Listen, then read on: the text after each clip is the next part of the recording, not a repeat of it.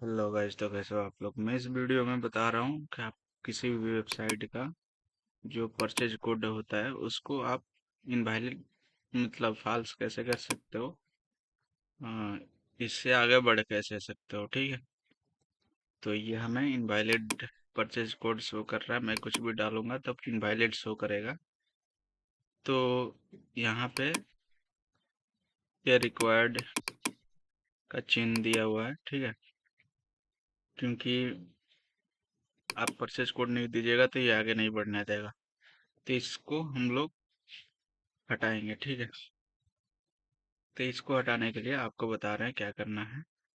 तो हमें जाना है अपना नोटपैड में, और नोटपैड में आकर आप क्या कीजिएगा, कंट्रोल F दबाइएगा, और कंट्रोल F दबाकर यहाँ पे फाइंड इन फाइल्स कीजिएगा, ठीक है। हमने कॉपी किया है परचेज कोड, ठीक है। और यहाँ से हमारा फाइल सेलेक्ट कर लीजिएगा कि कौन सा फाइल में आपको ये चीज़ें चेंजेस करना है, ठीक है। तो ये हमारा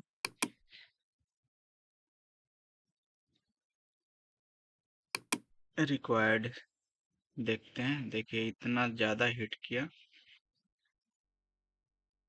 तो इतना सब इसमें रिक्वायर्ड का चिन्ह बना हुआ है। तो ये हमें नहीं चाहिए, और ये बताता है कि कौन कौन सा चीज़ें कौन कौन सा फाइल में है, ठीक है। तो हमें सिर्फ परचेज कोड का निकालना है, तो उसके लिए परचेज कोड ही डालेंगे, ठीक है। तो देखो ये हो गया हमारा परचेज कोड। फाइंड करेंगे,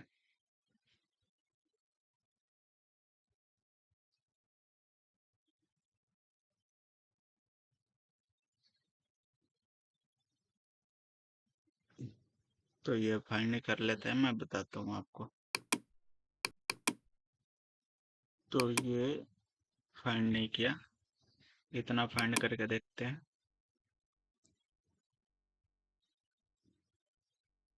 देखिए 44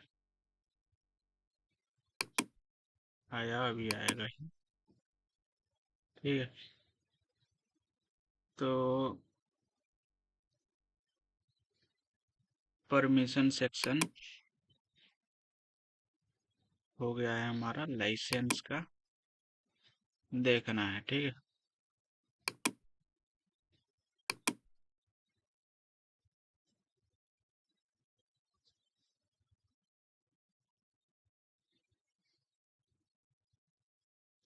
तो ये हमारा add on controller, theme controller, purchase controller, ठीक है। तो ये हमारा परचेज कंट्रोलर में ये आएगा, ठीक है। और तीन तीन चीजों में लगाया हुआ है, और देख लेते हैं। ये हमारा data SQL purchase code and return detail about the purchase if valid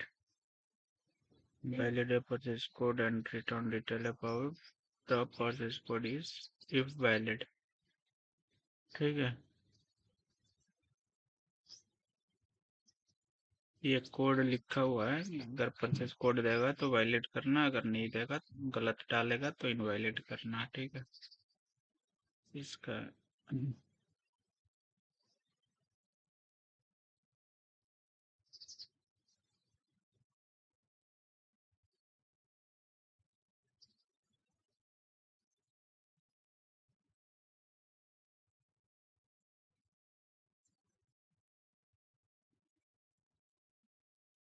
purchase validation valid blade, इसमें आपको परचेज कोड टू वैलिड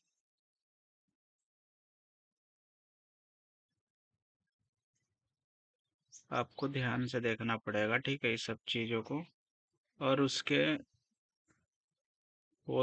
खोल कर, और जैसे ये वाला किधर गया, ये वाला परचेज वैलिडेशन ब्लेड पीएचपी, इसको खोल कर देखेंगे और इसको टेस्ट करेंगे कि ये वैलिड से इनवैलिड होता है क्या, ठीक है। ये रिक्वायर्ड किया है। इंटर परचेज कोड, ये वाला हमारा कोड है। लाइसेंस वेरिफिकेशन ब्लेड पीएचपी, ठीक है, ये हमारा कोड है। ठीक है, ये रिक्वायर्ड क्या है, ये रिक्वायर्ड हटाएंगे। ठीक है, इसको कैसे करेंगे हम बताएंगे आपको आगे। फर्स्ट वाला ये वाला है लाइसेंस वेरिफिकेशन, ठीक है, और सेकेंड वाला इंस्टॉल कंट्रोलर, इसमें छेड़छाड़ करेंगे। और तीसरा है लाइसेंस ब्लेड पीएचपी। ये तीन चीजें हैं। ठीक है, ये तीनों चीजों में चेंजेस करेंगे जिससे हमारा कोड इनवैलिड हो जाए, मतलब खत्म हो जाए। ठीक है, कुछ भी डालें वहां पे तो ये हमारा आगे बढ़ जाए, इसके लिए ये चीजें हैं। तो ये सभी फाइल हम खोल खोल कर और इसको निकालेंगे। तो ये कहाँ पे है, ये डाउनलोड सेक्शन में, ये वाला फोल्डर स्क्रिप्ट के अंदर रिसोर्स फाइल के अंदर एक और व्यूज फाइल है, उसके अंदर themes basic work space tools license verification blade dot PHP. ठीक है, अभी दिखाते हैं कैसे निकालते हैं। ठीक है, और लाइन्स भी बताता है कितने लाइन्स पे ये चीजें आपको मिल जाएंगी। ठीक है, तो देखो बताते हैं। स्क्रिप्ट रिसोर्स, ये हमारा हो गया फाइल स्क्रिप्ट रिसोर्स, इधर गया व्यूज थीम्स बेसिक, क्या था, work space, work space,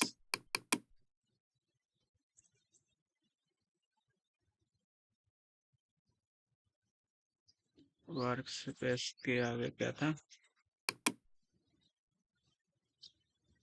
tools,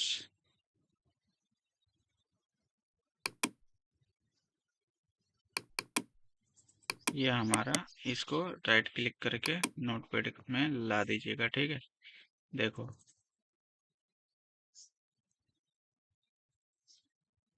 इसमें हमारा जो परचेज कोड रिक्वायर्ड है, इसको हम सभी को पहले फाइल को निकाल लेंगे, उसके बाद से इसको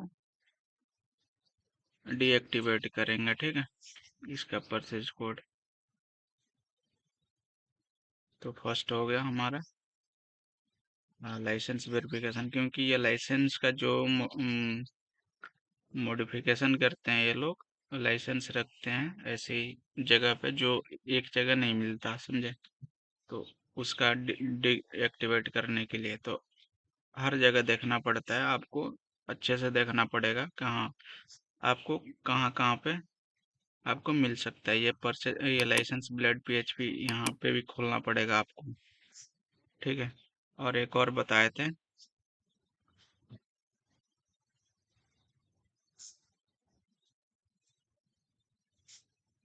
इनवैलिड परचेज कोड, ये वाला परचेज कंट्रोलर डॉट पीएचपी। ठीक है, ये वाला खोलना पड़ेगा आपको। और ये तो एसक्यूएल फाइल है, आपको एसक्यूएल फाइल भी खोलना पड़ेगा, क्योंकि वहाँ वहीं पे आपका एडमिन होता है।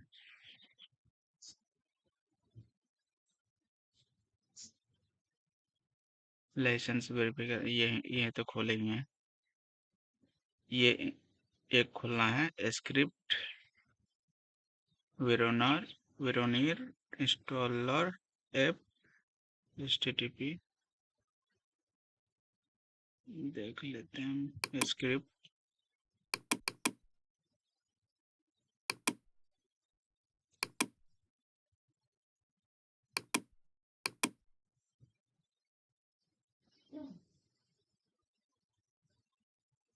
स्क्रिप्ट के अंदर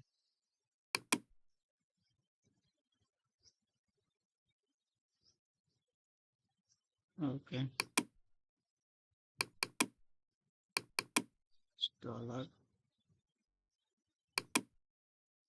ऐप एचटीटीपी कंट्रोलर